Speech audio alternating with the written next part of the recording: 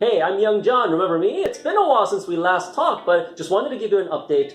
We've been busy working and covering a lot of technology events and anime events. There was an Anime NYC 2017 in New York.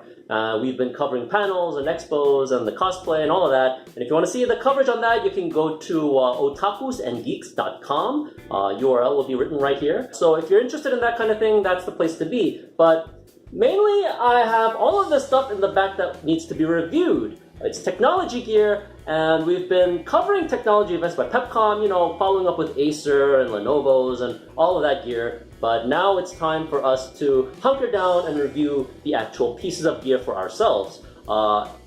See the stuff here? The interesting thing is when I took a look at it, this amounts to a gaming rig. I mean, you have the laptop here, you have the monitor here, kind of a monitor.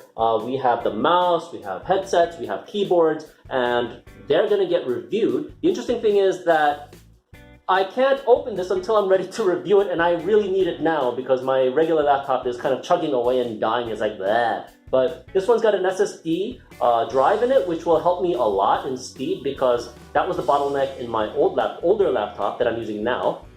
It has a hard drive. This one's SSD. It should be much, much quicker. It's also VR ready because it's got an NVIDIA 1060 6GB video card. So the CPU and the GPU are quite important nowadays if you want to run, modern gaming or if you want to do a lot of CPU intensive work. So it should really help in my video editing and in my Photoshop editing, hopefully. The SSD being the biggest thing for me. Again, I'm trying not to open this until I'm ready to do the review. I think this will be the first thing that I do. We're moving on to the Royole Moon. This is a 1080p screen for each eye. And it's got a built-in headset. And Akon, if you know that musician, is part of the board. So the audio should be pretty awesome. Looking forward to opening that one and using it with the MSI laptop. We also have a gaming mouse.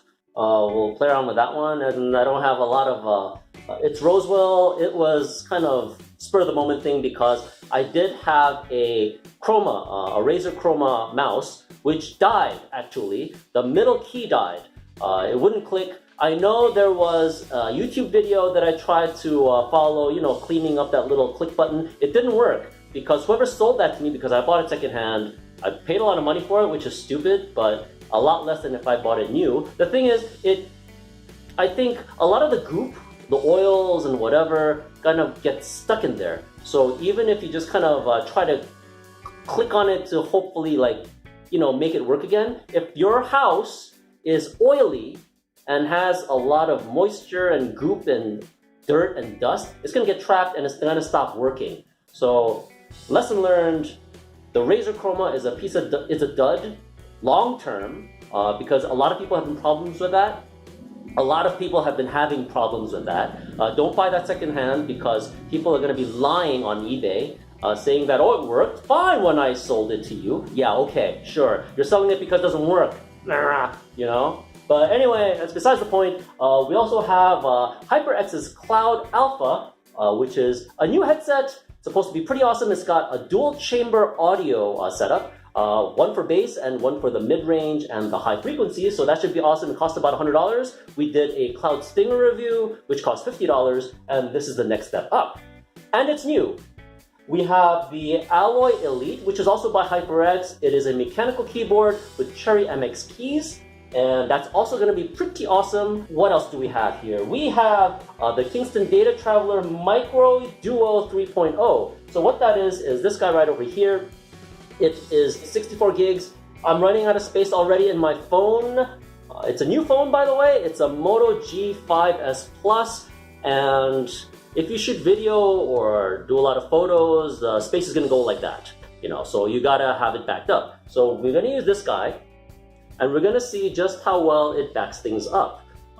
It has a micro USB on one end, acting as an OTG. The phone is going to see it as extra storage, like an SD card. So you can download stuff, You can download / back up stuff into that USB drive.